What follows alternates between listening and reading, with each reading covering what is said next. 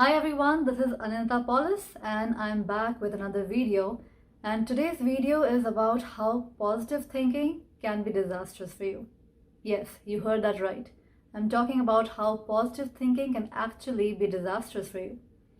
And this is because I see in today's day and age where there have been so many books on positive affirmations and the importance of positive thinking that a lot of people, a lot of spiritual seekers especially who are starting on the spiritual path, they start thinking that positive thinking is the key to all transformations. And they also start dreading the moment they have a negative thought or feeling.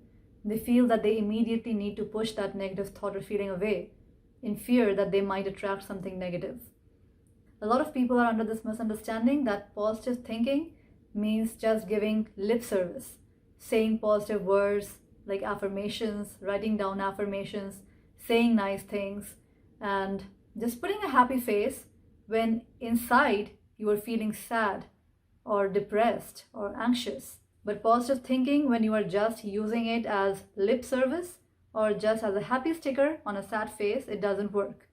This is because when you look at the mirror, what do you see? You see your own reflection back, and the entire world and each and every relationship that you have with people in this world. But I want to point it out that you don't only have relationships with people, but you also have relationships with things. You have a relationship with your job, you have a relationship with your finances, you have a relationship with even your possessions. So every single thing that you have in your life, you have a relationship with. And all these are a reflection of you, of your energy. So if you are just trying to put a happy sticker on your reflection in the mirror, what happens to your face? Your face is still sad. Putting a happy sticker on the mirror does not really make you happy.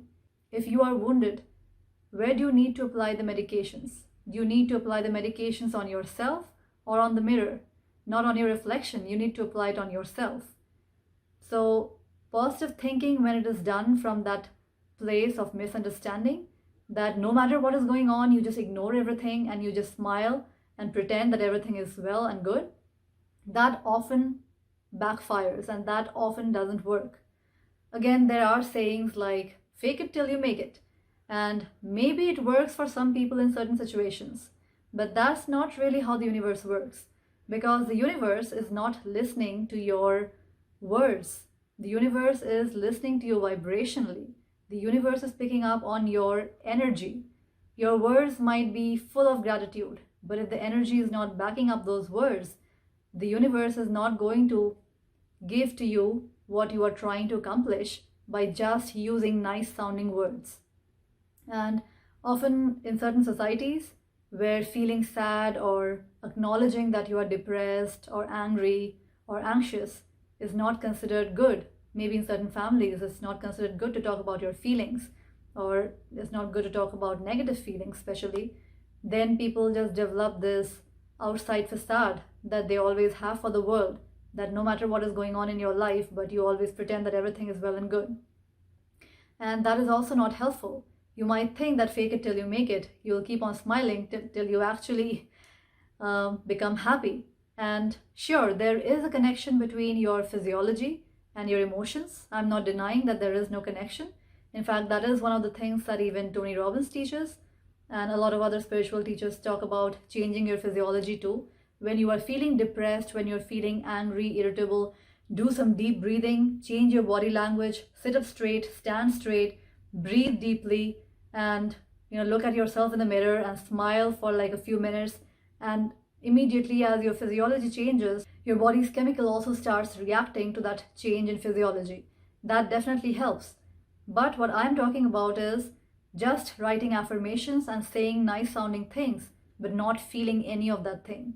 That would never work, because the universe is literally constantly eavesdropping on you. It is constantly picking up on your energy, on your vibration, on what you truly mean, not on what the words that you are using. And that's why suppressing your negative emotions or repressing them is really like making yourself into a ticking time bomb. It is only a matter of time before you're going to burst, and that outburst is not going to be good for you or for any of the people involved in that relationship, or for any of the things involved in that particular situation. So it is always a good idea to have some kind of spiritual practice that helps you to acknowledge your real feelings, not deny them, not repress or suppress them. Denial, suppression, repression never works. It only converts you into a ticking time bomb. You only become a pressure cooker, believe me. So it's always good to have some kind of a spiritual practice that helps you to get in touch with your deeper emotions, with your true emotions, and acknowledge them. And once you are in touch with your real emotions and you start acknowledging them, often you will see that there is this releasing that happens by itself when you realize that this fear is not even logical. I don't know why I picked up this fear. It doesn't even make sense in this particular situation. I don't know why I have been so afraid of this thing. So often you will just yourself come to that understanding that this fear or this worry is really not even valid. It's not something that is really going to happen just because it happened in the past. And sometimes once you acknowledge that yes, there is a fear or there is a deeply embedded past memory that you have not been able to let go of, and because of that, every new relationship that you enter into, you project those past memories into these new circumstances, into these new relationships. So once you realize that, then automatically there is a certain degree of awareness that comes to you. And awareness is the key to any transformation, because what I have noticed is that if you don't have awareness, then you can go sleepwalking through life without really understanding what is going on and why things are the way they are. But once you become aware, then awareness is the key to transformation. With awareness, you can actually start taking some actions for healing and for inner transformations. And I'm not saying that you should not be using affirmations or you should not be saying good things to people or talking positively or any of those things. Of course, they all work. But what I'm trying to say is use all of that, but do the necessary inner work. Don't try to repress or suppress your negative emotions, because that only makes you a ticking time bomb. And once you are aware of your real emotions, of your real intentions, then start getting into the habit of consciously letting them go. And letting go is not a difficult task. You don't need some years of experience or some special practices to let go. Just a mental and internal decision to let go. That yes, I choose to let go because I choose to be free. I choose liberation. I don't want to be stuck. I don't want to be stuck with this emotion. So I choose to let go, not for somebody else, not to get a different reaction from someone, not to make something happen, but for myself, because letting go of this particular negative emotion is for my highest and best good. I'm doing this for myself, for my mental and emotional well-being, first and foremost. So once you make that decision, just that decision could be very powerful. And once you really let go of any of the negative emotions that you might be feeling, then you can always incorporate your affirmations. And of course, gratitude meditation is definitely a very good way of bringing in more positivity into your life.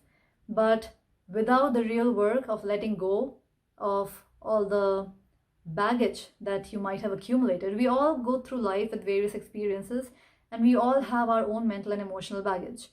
And if we don't let go of that baggage, then it's like trying to spray perfume over a garbage can. It doesn't really masquerade for a long time. Eventually you will start smelling the garbage because it's rotting and stinking in there.